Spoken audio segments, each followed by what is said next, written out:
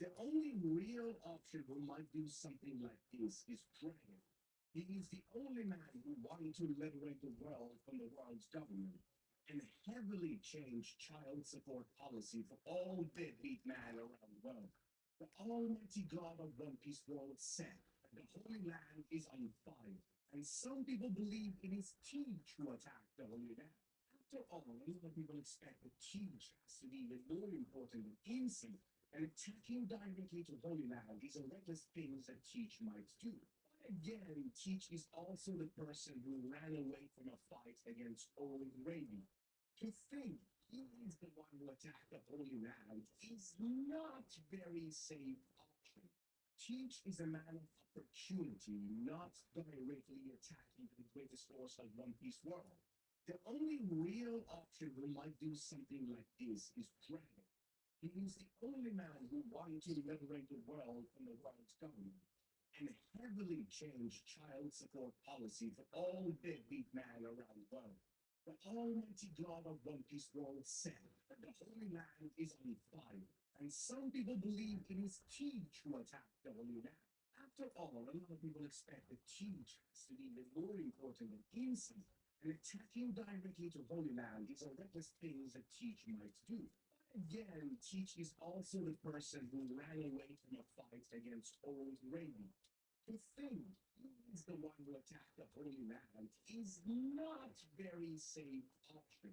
Teach is a man of opportunity, not directly attacking the greatest force of One Piece world. The only real option who might do something like this is Dragon.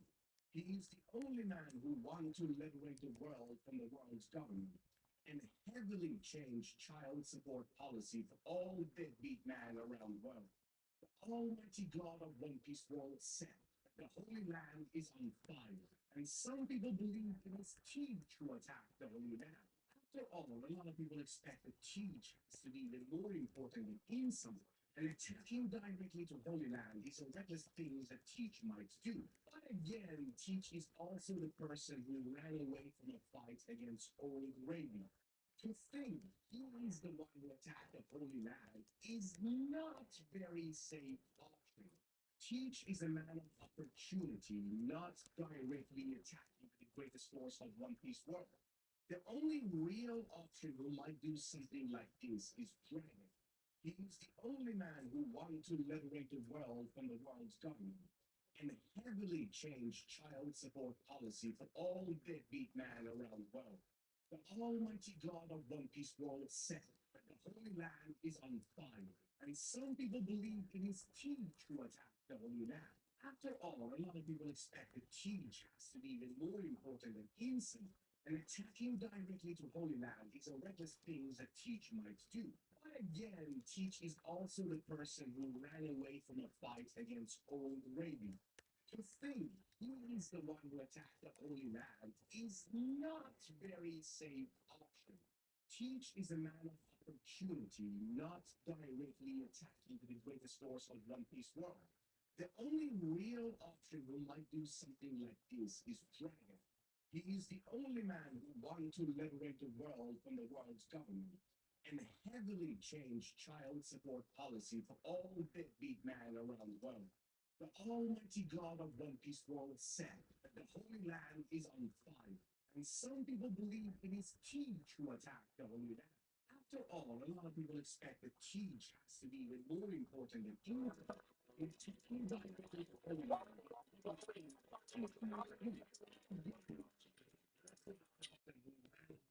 fights against Old Raven. To think he is the one who attacked the Holy Land is not very safe option. Teach is a man of opportunity, not directly attacking the greatest force of One Piece world. The only real option who might do something like this is Dragon. He is the only man who wanted to liberate the world from the world's government and heavily changed child support policy for all deadbeat men around the world. The almighty God of One Piece world said that the Holy Land is on fire, and some people believe it is Teach who attacked the Holy Land. After all, a lot of people expect that teach has to be even more important than instinct, and attacking directly to Holy Land is a reckless thing that teach might do. Again, Teach is also the person who ran away from a fight against Old Raven. To think he is the one who attacked the Holy Land is for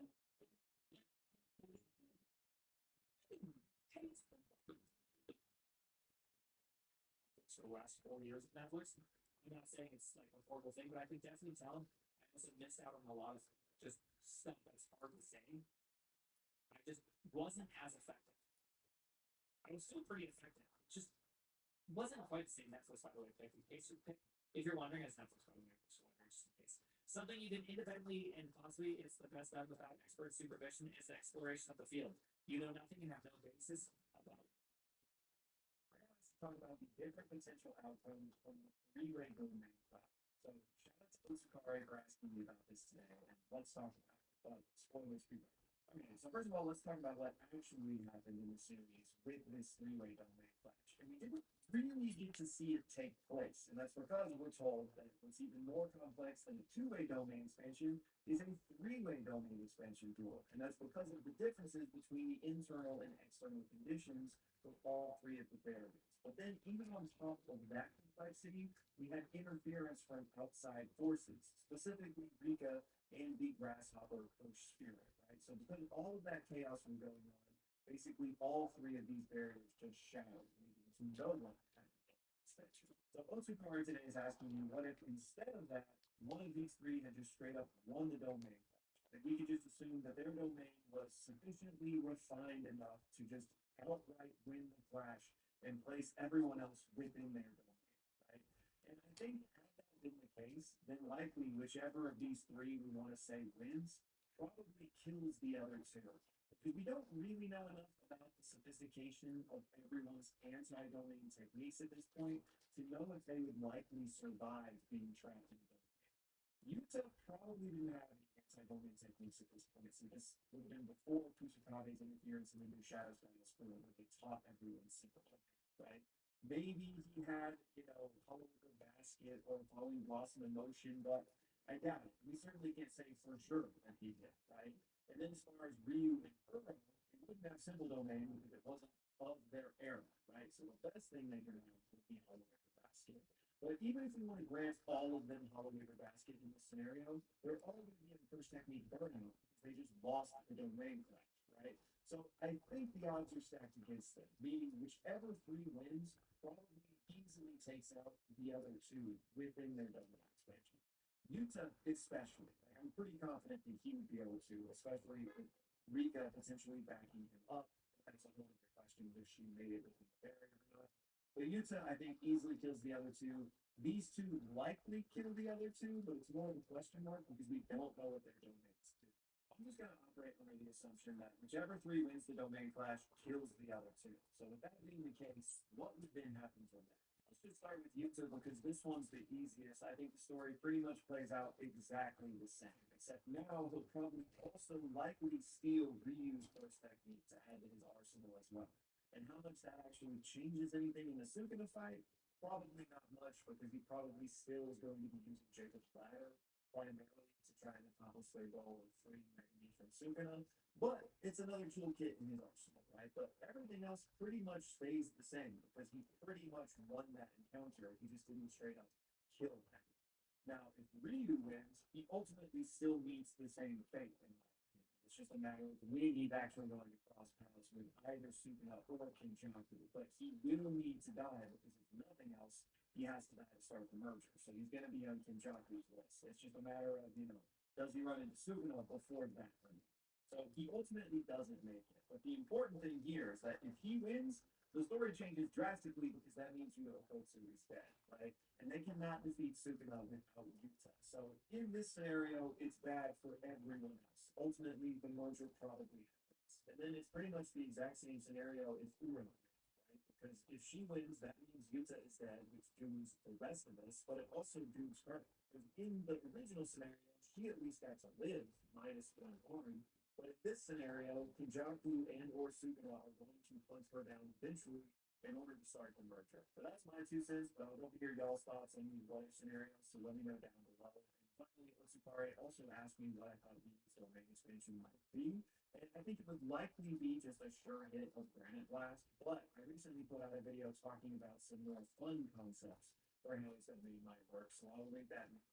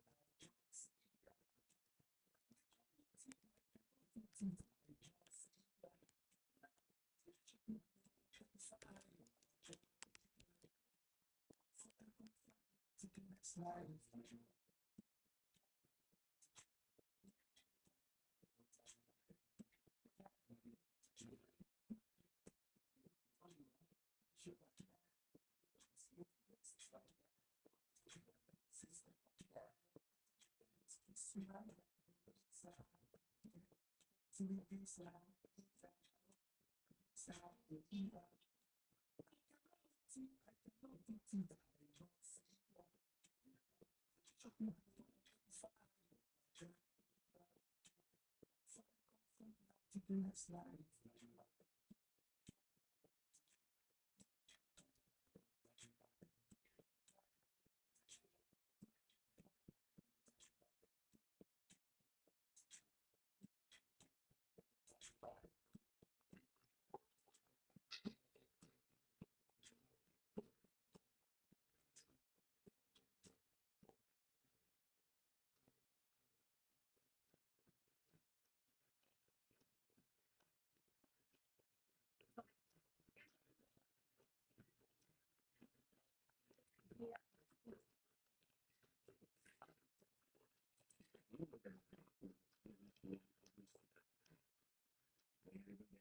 And breaking news, scientists have just discovered that you can mind your own business.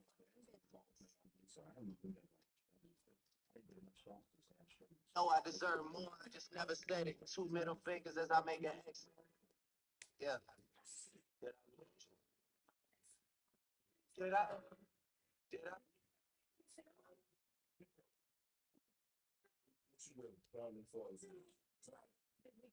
You know, on the face of the future.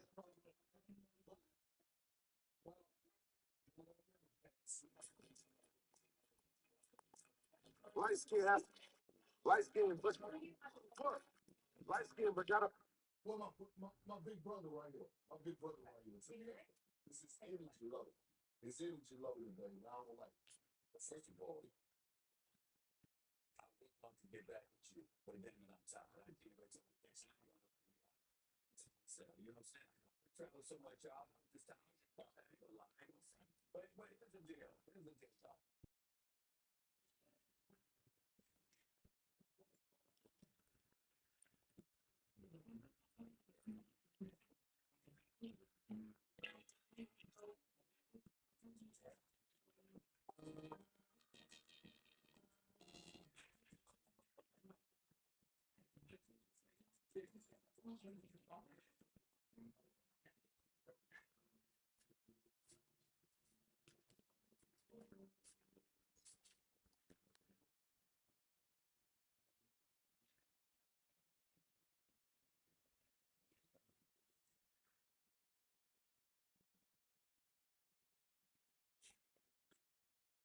This levels.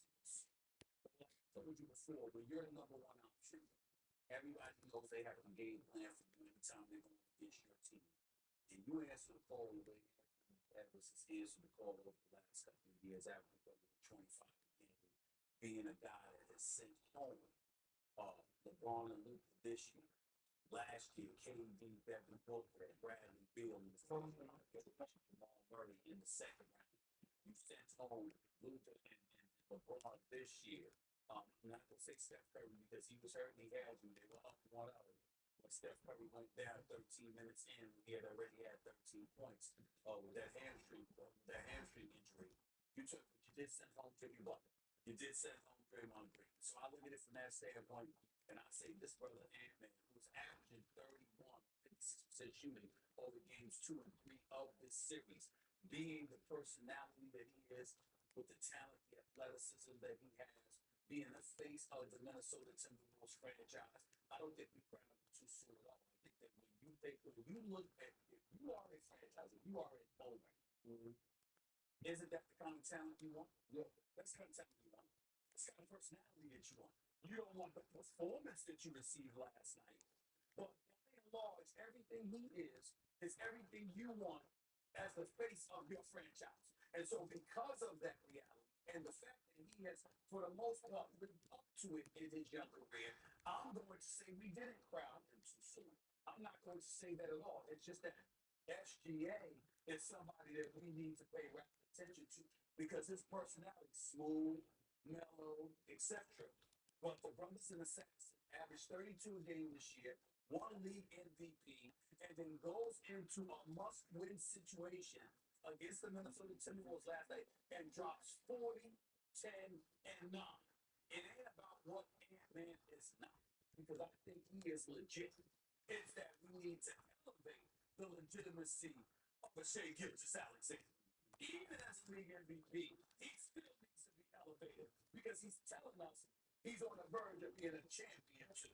I agree with you. I say I don't think, I think Ant-Man is type of the I believe in the game. I believe in the mentality. I think maybe his last game or the game one kind of like set it back. Like we wanted to see more, we wanted to see more aggressive. Well, let's not take away from the fact that he's only 23 years old. He has a super bright future in this league. He will be one of the best players that play this game. And we haven't talked about a guy being Jordan Westbrook's that name in that realm. Of course, he's going to be great. Of course, we didn't count him too soon. This is a killer right here. This is one of those guys you love to see into the league. Like I'm a fan of him because of the coach of the game. He does not care who he's going against. I think that plays a factor into who he is and why he said he's the face of the league. And he's doing like he's nothing short of becoming a great player. Right, these last couple games, he might be like, that because we just wanted to see more, but absolutely not. Like he is going to be the guy in this league. So you're not going to give him the mentality. The mentality, man. Look, this is wrong, man. It's probably one of the worst games we've seen him play, and actually he didn't shoot his shot. So you can't really even say that was one of the worst games he played. No, we didn't probably too. Some of these are great players and continue to be a great player. For him to carry himself, and for anybody even say he's the face of the league at 23. Is big in itself. When you talk about young superstars in the league, and when you talk about superstars in the league, period, he's among the top 5. And when your name is as big as him, and you're like you have the charisma, you're just a great kid, you're a great guy. By the time it's 25 or 26, man, he's going to be unstoppable. He's already unstoppable, man. I think we're past the point of having one face in the league. I think it's like faces and fluid. Right? When I think about Anthony Ellis, I think about Jason Tatum, I think about SGA. Right? When we talk about entering on the conversation of Jordan, SGA actually sitting at the table. He's sitting at the table with Jordan right now from the Yale Conference this year. For his 3 consecutive seasons of averaging 30 points and shooting over 50% from the field, and she has no possession. No. But what I'm saying is just in the regular season, he hit Jordan on only 2. Jordan did it 5 seasons. SGA did it 3 seasons. Here's the bigger picture, right? You got to check the boxes when you're the face of the league. Yes, we know you got to have the signature shoot. You're going to be in commercials. You're going to have the highlights. You got to have the game. But you know what else you got to have? You got to be a role model, right? And things outside the lives matter. Now, if you go down the list of all the faces of the league in the history of the game, you look at Larry Bird, Magic Johnson, Michael Jordan, Kobe Bryant, Shaq, LeBron, Steph. What did they all have in common? While they was playing in the league, they all were family men. They all were married with kids.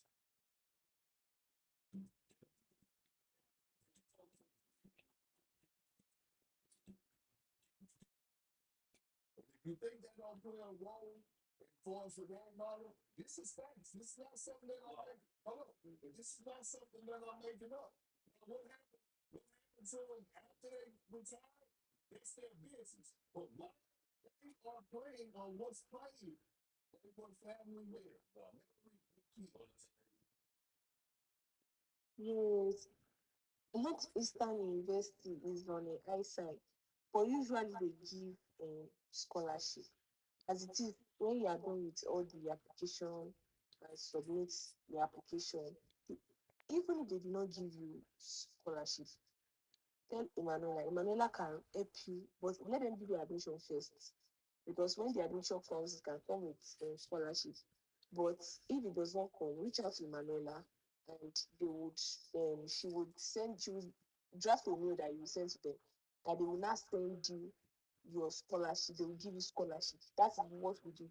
They will give you scholarship. Sometimes 15,000, sometimes $1,000, sometimes $5,000. So it depends on your it depends on everything, the work experience, work history, and your grade.